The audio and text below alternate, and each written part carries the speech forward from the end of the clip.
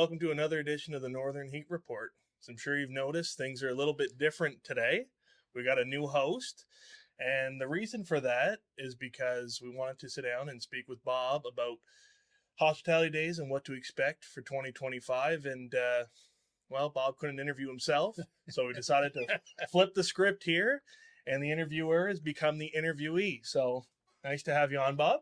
Well, thank you very much, Eric. Appreciate it. It's kind of weird being sitting on this side of the room, but it feels weird here too. Yeah, a little different. Yeah. So yeah. Driver. So you are the new president of Hospitality Days for 2025. Correct. And tell us a little bit about that and how that started. Well, there was a bit of an organizational shift this year. There was a bunch of people that had other activities that they had to do, and were getting out of the committee because they had some personal things that they needed to take care of.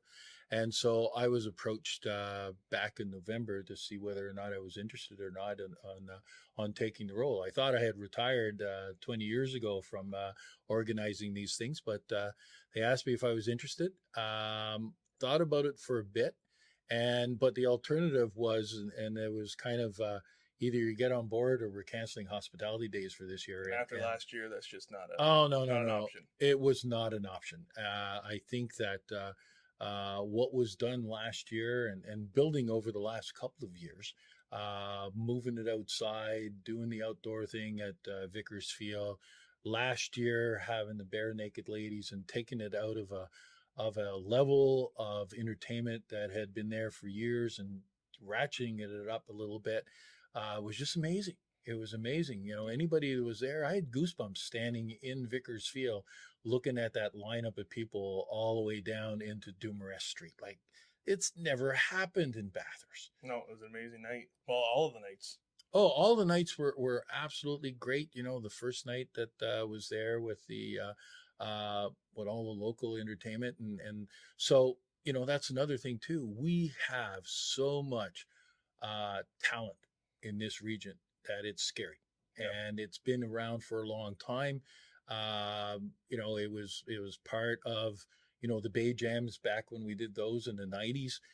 Was all local bands, and everybody was in the game then. And there's been more bands crawling out of the woodwork since then, and some younger guys are putting bands together, and there's some amazing talent in this. So we want to showcase that again. Yeah, definitely. So that leads into the next question. So it's still 3 nights of music.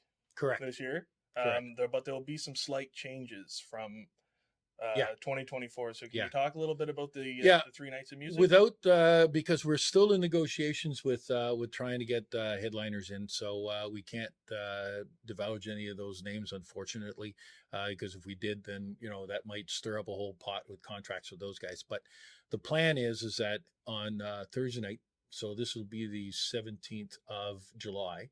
So Hospitality Days this year, we kind of shortened it up a little bit. So we're 15th to the 20th. So on the 17th, the Thursday night, is going to be local bands. Okay. In addition to having last year, we had 3 local bands there. This year, we're going to 4. So we've increased the number of openings and bands for every night. So with 4 local bands on Thursday night. Friday night, and this is something that we discussed as a committee a little bit, and something that seems to be a big trend going on across Canada and the United States, is tribute bands. And in some cases, you know, the tribute bands today probably sound better than the tribute band, if the real band, if they were to come in, because a lot of them, there was a lot of age in there. There's vocals that are gone and that kind of stuff. And in some of the cases, these tribute bands are doing a bang up show. So Friday night is going to be focused on tribute bands. Is that 4 as well? 4 as well. Okay. Yeah. So we're going 4, 4, 4 all the way across the, so in total, there'll be 3 extra bands coming out, which would be almost an extra night, but we're going to pack them all into a 3-night, all packed entertainment. And Saturday night, a little bit different than last year. Last year we had the Bare Naked Ladies, which again was a major hit. This year we're going with 2 headliners. and it wouldn't make any difference in what direction you'd put them in, or who would start, or who would go into that position or not. Both of them are going to be equally headliner material. And I'm really looking forward to be able to tell people who we have planned for on Saturday night. Yeah, that's exciting. It is. And, one, increasing the number of bands there to give a lot more entertainment there. And on top of that, it is a festival where we've always focused, and the big focus has been on music, but there's a lot of organizations that are coming to me now and saying, we want to be part of this too. There's some seniors that are looking at putting some things in. We're going to do things for the kids again. And there's going to be, stuff going down on Main Street, the block party. I was already talking to Michael this week about joining in on a meeting here coming up in the next week or so to talk about the block party and how he can be involved and what they can do in downtown. So all those things are still going to go on and still happen to have it all together. Oh, it's amazing. And let's talk a little bit too about social media and how you want everybody this year to kind of become a volunteer. It's nothing difficult, but there's something that you want everybody to do to help make this even bigger than last year, which we didn't think was possible, but we're still aiming for that. Well, didn't think it was possible. Nobody ever thought of what we seen last year could be possible. We broke through that barrier, and I keep saying we, I had nothing to do with it. But the barrier was broken, and they stepped it up and got above and beyond what we had done every other year. So, but there's a couple of things that came out of that. And one of them is the fact that, Hospitality Days has always kind of been home week. Yep. Everybody kind of comes home, but it's never been branded that way. So one of the things that, we're going to get you involved in this too on the social media side, but one of the things we really want to do is get everybody involved in a number of ways. If everybody can volunteer, and we got and I'm talking about every single person that lives in the Chaleur region can volunteer for this. And the job, like you said, it's not a big job, but is that just go out and bring back 2 people, bring them back home, bring back 2 people for Hospitality Days and do your own thing. It can be class reunions, family reunions, come out and listen to the bands, go downtown and join in on the activities, but bring people home and make this bigger and better than it's been before. But let's use the fact that it's been Old Home Week in a way, but always kind of underline. But let's move that up to the forefront and put it underneath the spotlight and get everybody out there becoming a volunteer and getting out there and bringing people in. The other part too, that a bit different than previous years, but comes from my past years and experience with the Bay Jam, was that Hospitality Days has always been an entity on its own. Mm-hmm. It's never been tied to anything. It's never been actually a reason of having it other than having a summer bash and getting people back home. And so what we want to do this year is that, and it's been recognized over the last couple of years, that if we're going to do this outside, renting a stage every year is a very expensive proposition. And so what we're going to be looking at is we're going to start raising money for a purpose. Our mission is going to be to raise money for a permanent outdoor amphitheater. So a place that the stage will be there all year round. It can be used for Hospitality Days. It can be used for any other event that anybody wants to do, but with standing or seating capacity for much more than we can do today, so that we can go get the bigger bands. Because that's the other thing that we're finding out through this, and this is an experience that I'm gaining through this is that in the Bay Jam time, it was all local bands. So we really didn't have to worry about riders and didn't have to worry about what certain bands want to have and those kind of things. But as I'm learning more and more now, as that we go in and as we kind of ratchet this up to go get the bigger bands that we want, they want capacity. They want to know how you're set up. They want to know what the sound is going to be like. Who's doing the sound? How many people did you get before? What's the organization? What do you have for security? Well, let's answer all those questions by getting ourselves a permanent outdoor amphitheater. The outdoor venues are the best ones.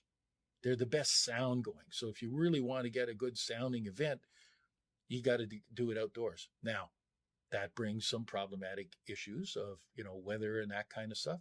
But people go to PEI to outdoor concerts when it's pouring rain. Oh yeah. So no different but doing it here. And if you do something inside, the sound is always terrible. I've been involved in sound for years, and I keep going to these events, and sounds bouncing off of balls. Doesn't sound where it can be outdoors can be so crisp and clear, and you really hear what's going on in the bands. Yeah, and that'd be exciting because as somebody who goes to concerts multiple times a year, it's always a traveling event, constantly.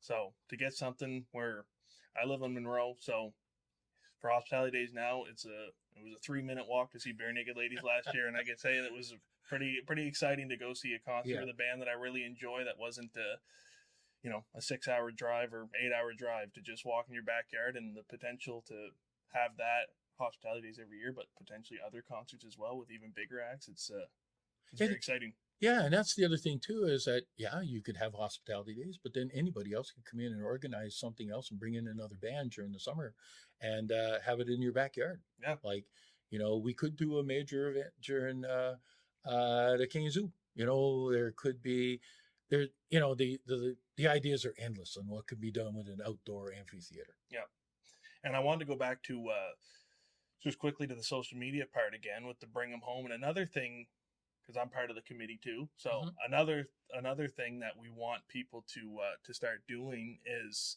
and I'll be making posts about this in the coming weeks, is to send us pictures of festivals, Hospitality Days throughout the years. It's been around for decades, and tell us a story about it.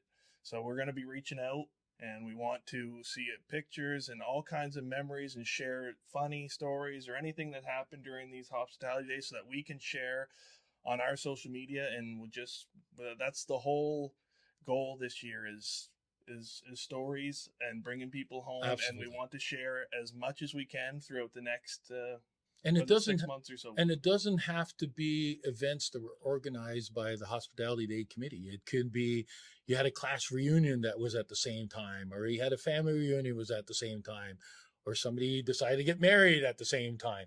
Just share those pictures with us, and then we can, grow this and send them in through the website and through Facebook. Yep. Those would be the two best ways of getting them in there. And we'll post them. We'll get them out there. We'll get the stories, and we'll be amazed on what comes out of there, because everybody has their own little story about what happened to them during a Hospitality Day. Yeah, definitely. Just try to keep it clean, though. Oh yeah, for sure. And before we wrap things up, is there any kind of final thoughts? Anything that maybe we haven't touched on that? No, I don't think so. I think we've covered everything on there. I think the big thing for us is that, if we have an army of volunteers, and starting off by the fact of just getting out there and making sure that you take care of inviting getting two people to come back home. Last year, they had 36% of the people that bought tickets were outside of our postal code. We were able to measure that and to know what it is. So let's see if we can get that up further, 50, 60, 70%, and see what can happen. And we can do it. We proved it last year that, and here we go with the we again, and I had nothing to do with last year. So let's get that straight. There was other people that were responsible for that. But if that could be done last year, we can bring it up again, and we can do it. We can prove that we did it for 1 year. We can do it a second year. And we're planning on making it bigger and better than last year. And so with the help of everybody, if everybody volunteers to bring 2 people home, that's all we need, 2 people home. And then this is going to be an event that we can grow. And then in addition to that, the outdoor amphitheater, a permanent spot, having that in there will allow us to bring bigger and better venues, bands to the show, because we'll have a venue to be able to handle it. Yep. So that's kind of the key. We're still going to need some volunteers. So if people have, they've given us names in the past, we're going to take those and write them down. But if anybody wants to volunteer to do any physical work during the event, please reach out to us through Facebook or through our website and let us know that you want to help out. And let's make this an event that is ours. Oh, well, that's great. And let everyone know, too, there'll be constant updates. We'll get the information on headliners as soon as we have them, and there'll be constant posting on our social media pages, so just stay tuned, and everything will be coming shortly. Well, thank you, Bob, and it was interesting and fun to switch roles for... I might want to do this permanently, so it might be after your job. There we go. Well, that's okay. We can have co-hosts. We can do this together. I'm not sure I want to give it up right away, but we can fight for it. Okay, sounds good. That's it for another edition of Northern Heat Report, the place you come to listen to the stories that haven't been discovered yet.